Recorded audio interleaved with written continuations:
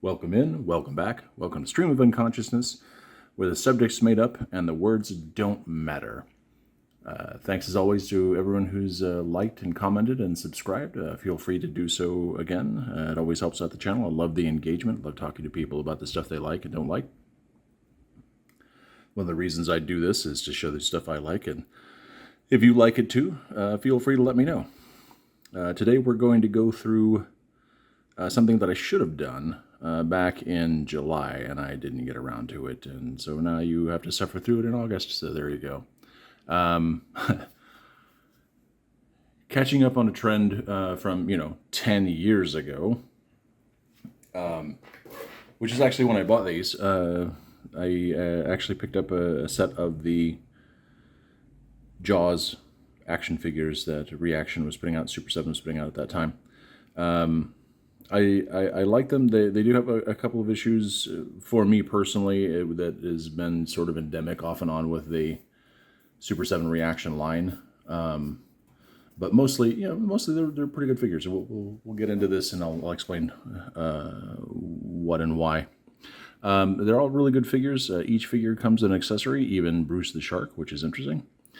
But some come with more than one. Quint himself, the man himself, actually comes with two accessories, so it's actually not a bad likeness of Robert Shaw. The jacket's a little bright, but it's not too bad a deal. So he's got his M1 there. And he also comes with his harpoon gun, so he comes actually with two accessories. So it's actually kind of cool. It's as with all of these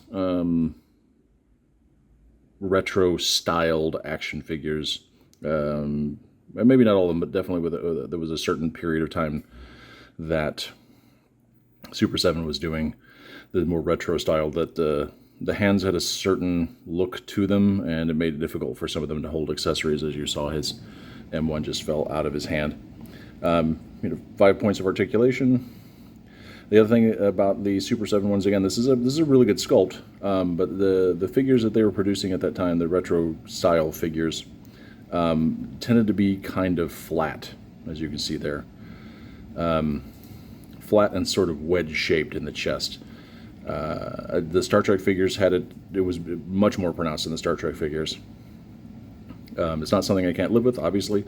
I enjoy the figures, just something that I had noticed about that line in particular. But again, pretty good likeness in this scale with this style of Robert Shaw. So not too bad. Next up, we have Captain Brody himself. Again, decent likeness. A little paint there on his face, but you got to take the rough with the smooth. Not a bad likeness of Roy Scheider.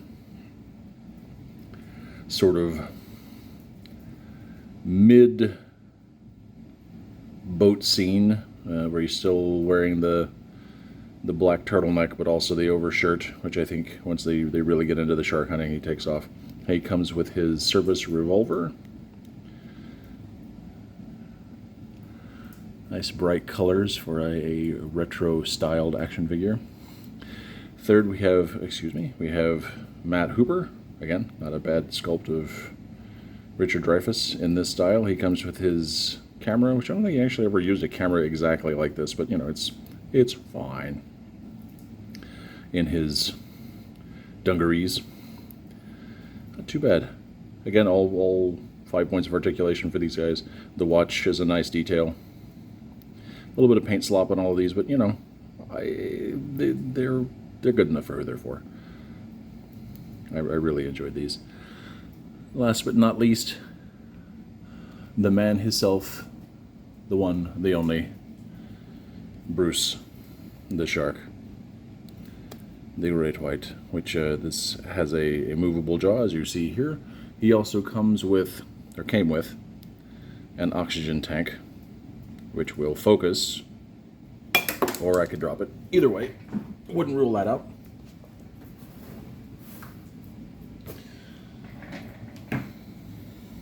Focus.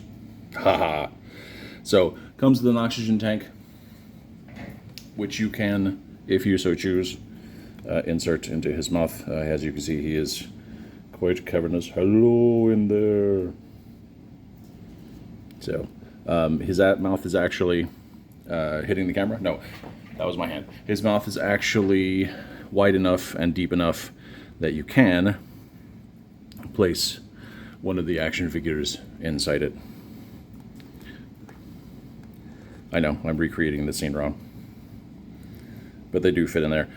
There was a release of Bruce the Shark and Quint together, in which it showed Quint wearing his do-rag and being very bloody, and the blood on, I believe there's blood on the mouth of Bruce as well, to reenact the scene where Quint gets chomped. Just for giggles, this is my Safari Limited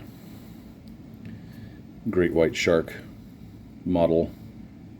So you can see the tiny bit of a difference between the mock shark for the movie and real sharks, but you know, it's a movie. What are you going to do? And coming to visit here, old Fisher-Price Adventure Series, Adventure People, from the Sea Shark set. I know you wouldn't think it to look at the shark, but yes, actually from the Sea Shark set. So, always love the shark. It's a little bit vague about what kind of shark that is, but them's the breaks when you're buying toys in the 70s.